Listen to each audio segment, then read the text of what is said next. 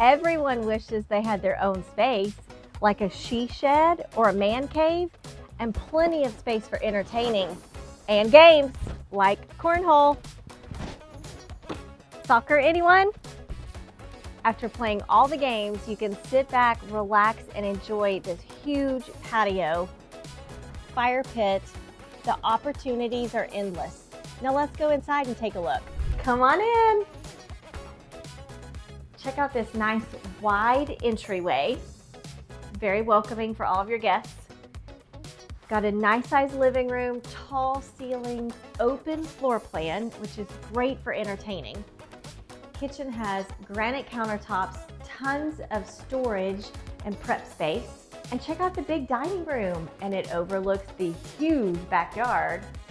Just off the living room is the private primary suite.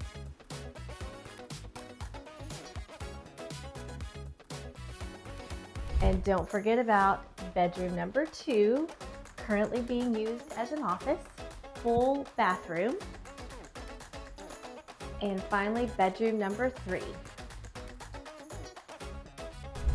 This single-story, 3-bedroom, 2-bath home on 0.3 acres in the heart of Princeton won't last long, so call me today for a private showing.